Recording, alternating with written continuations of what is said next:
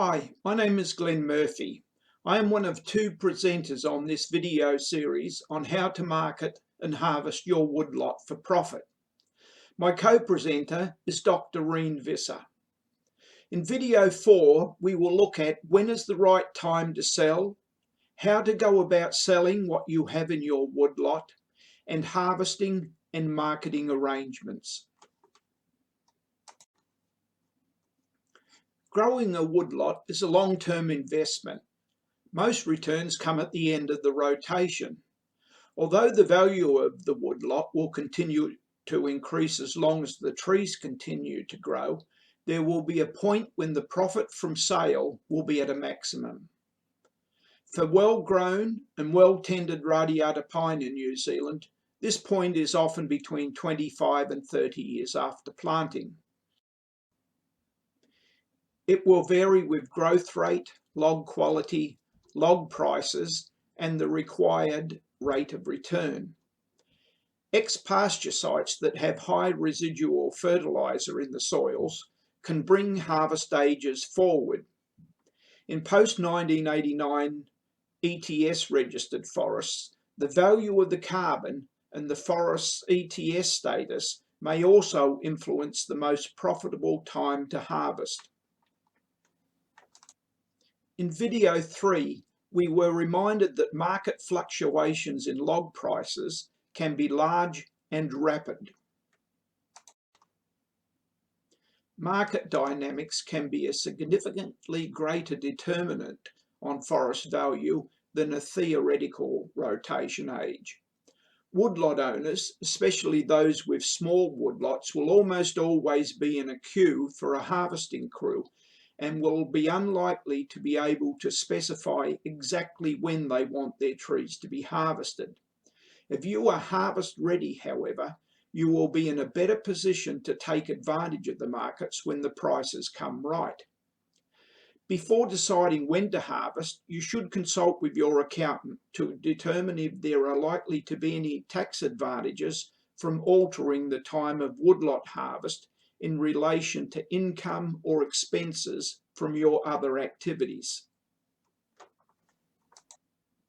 Your financial returns from the woodlot occur primarily at the time of harvest, except in the case where a cutting right has been sold prior to maturity.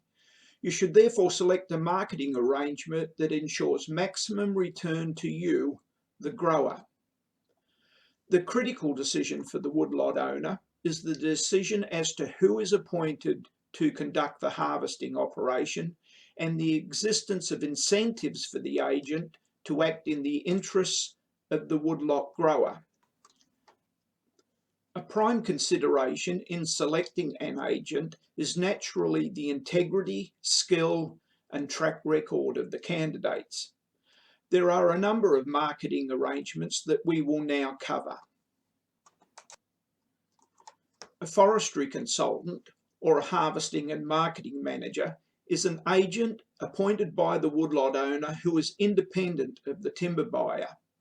He or she will organise, supervise and pay contractors, that's roading, logging, loading and cartage contractors, and liaise with regional authorities where required. It is important to ask what markets they have access to and their relationship with those markets. The harvesting and marketing manager does not buy the woodlot from the grower, but assists in its sale. The focus of a logging contractor will be on costs. A logging contractor may not have knowledge of or access to a wide range of markets. If the logging contractor is paid a rate per tonne or cubic metre, which is not dependent on maximising log grade outturn, he may be motivated to reduce logging costs by reducing the number of log types cut on the landing to the detriment of the value recovered from the crop and the revenue produced for the forest grower. Wood processors are motivated to provide wood for their own plant. It is questionable whether the wood processor should be relied upon to act in the best interests of the forest grower. The wood processor may not be the best person to advise on export log market opportunities, since increased log exports may reduce available supplies of certain grades to his plant. A cooperative may negotiate with buyers to arrive at a more favourable price through collective bargaining power, as well as providing market information and information on creditworthiness of log buyers and the efficiency of contractors. While cooperatives have been used successfully in other parts of the world, they have not been an enduring feature of New Zealand log marketing. Of these four marketing arrangements, experienced woodlot owners generally recommend the use of an independent agent. Let's move on to timber sales methods now. Cutting rights embody the right to use forest land for a specified period. Harvesting may occur at any time within that period at the discretion of the owner of the cutting right. The value of the cutting right will be based on the expected value of future harvests. The cutting right owner takes the market risk and will price accordingly. A deposit on the expected future value may be paid on purchase of the cutting rights. Cutting rights are sometimes used by the woodlot owner to obtain income before the trees reach maturity. A stumpage sale is the sale of standing trees, that is, on the stump. Harvest access, logging, loading, log transport, and marketing and sales are the responsibility of the buyer.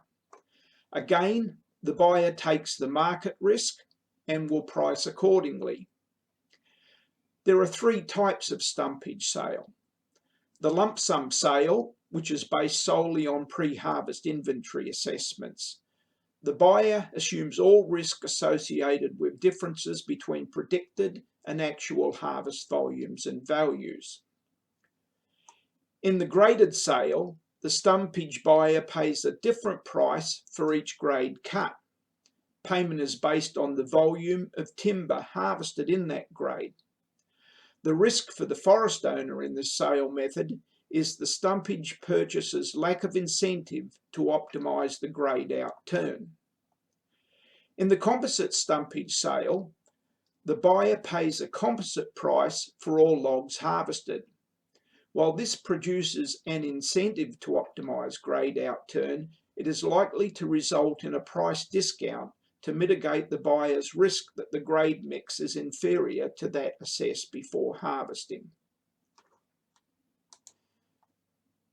In a log sales agreement, the owner takes on the market risk and will make more money should the market rise during the operation, but conversely may lose revenue should the market fall during harvest.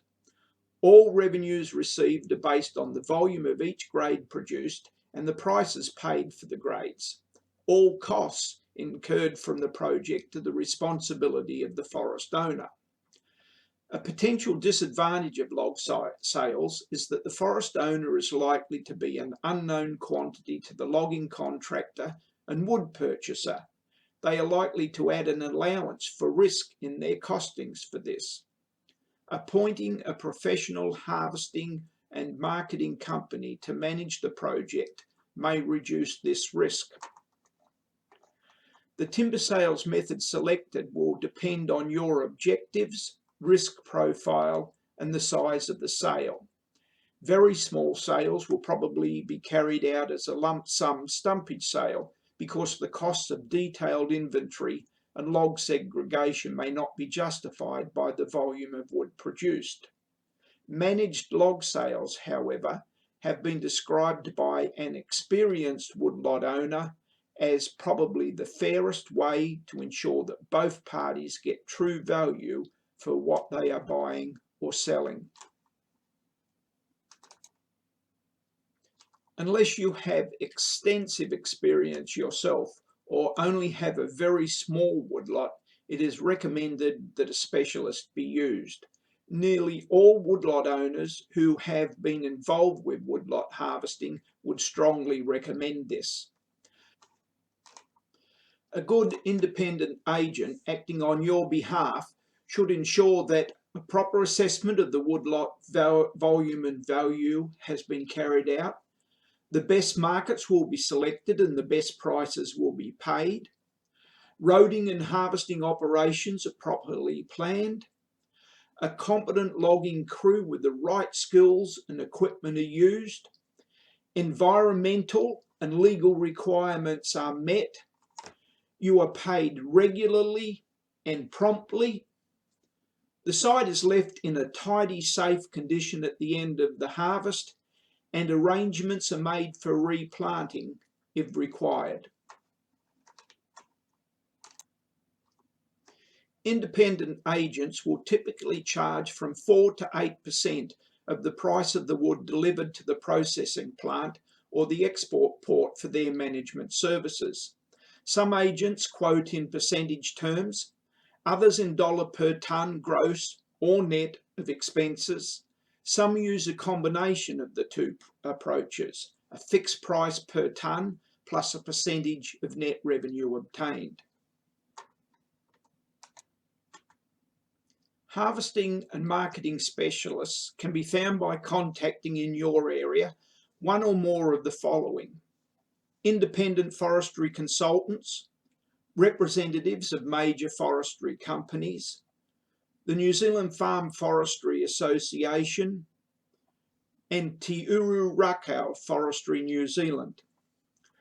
A recent web search using the following keywords, forest, harvesting, marketing, specialist, NZ, also provided links to at least 20 harvesting and marketing specialists.